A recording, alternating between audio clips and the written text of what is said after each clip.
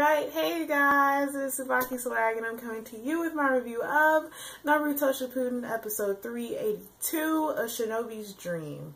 And I know I didn't review last week's, I got caught up, but this episode was actually pretty dope. I was looking forward to finally actually seeing the God Tree be birthed back into the world, but this was a pretty sad, it was really sad episode.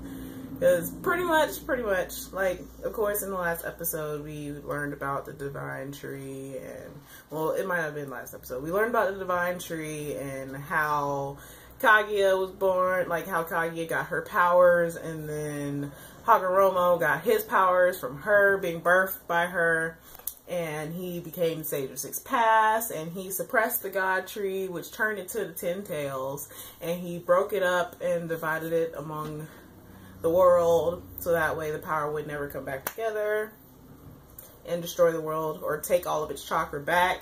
But you can't get mad at the God Tree because literally the God Tree is just taking back what's rightfully his. Because Kaguya technically took it from the God Tree. It was not given to her. She was not born with it. She literally stole it from the God Tree. So, in that, you can't get mad at the God Tree for taking back all of its chakra because it was originally its. So, Naruto, he's a pretty freaking awesome hero of any, like, story I've seen so far. But, pretty much long story short, this episode, we see Naruto trying to fight Obito. He gets sucked up by the God Tree is born. Well, not real, Obito literally, he looks like he, like, poops out the Ten Tails. The Ten Tails turns into the God Tree. God Tree sucks up everybody's chakra, tries to suck up Naruto and B, because of course B and Naruto are needed to pretty much make the God Tree whole again. But the fact that the God Tree can live off a little bit of both of their tailed beast powers, because it has all the other tailed beasts, makes it so that even if it's just a little bit, it can still be born. So they have like 15 minutes before the God Tree will pretty much cast his genjutsu on the moon. And of course, Madara being Madara, he's like, this is all falling into plan. Hashirama remembers Madara saying that he has dreams for the far future, and this is exactly what he meant when he said the far future. And Hashirama figured this out. Well, he found this out. So Hashirama is trying to figure out how to stop Madara.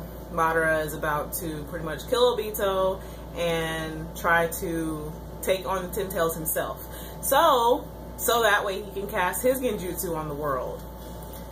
This episode was pretty awesome, and it was so freaking sad, but it was awesome that the God Tree literally just sucked the life out of everybody. But it sucks because Naruto felt some type of way about that, because even Obito said before he even became the Ten Tails Jinchuriki that that Naruto was going to keep losing his comrades one after the other if he didn't stop fighting them. And now Naruto is seeing this. He had flashback about it, and then we see Sasuke. Sasuke comes to his rescue because he cut off one of the limbs of the God Tree, because God Tree was about to suck up everybody. And Sasuke was like, so are you coming? Blah, blah, blah. And then Naruto starts having flashbacks of when they were little and when he should have called out to him. And he said he no longer wants to have any regrets. So he is going to do everything he can. He's not going to let everything that they've done up to this point be meaningless. So Naruto and Sasuke start to fight.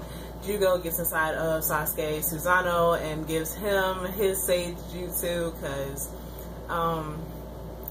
Jugo's curse mark is primarily Sage power. So now Sasuke has a Sage Jutsu Susanoo. I believe that was the name they gave it. It looked pretty awesome. His Susanoo had curse mark, which was pretty dope.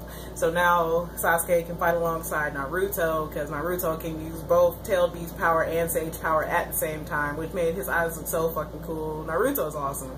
But after all of that, they started fighting, and then the Kages came back, and first Hokage was talking to everybody, and they felt like his thoughts and his feelings and him remembering the first Hokage summit when they split up the tailed beast, and just they were feeling his feelings, like his ultimate feelings of gratitude for being able to sit with all these great people of these great nations and try to make a pact, so that way they won't have any more minor battles anymore and will stop losing people, because of course nobody wants to see their loved ones get killed or die.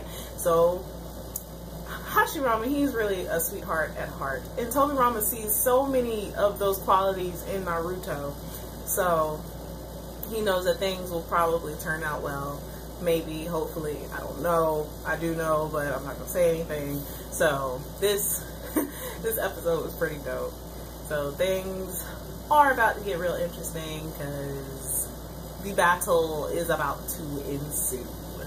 So as always, I would love to hear, for those of you who don't read the manga, I would love to hear how you guys felt about this episode. For those of you who do read the manga, how did you feel about seeing the God Tree get born?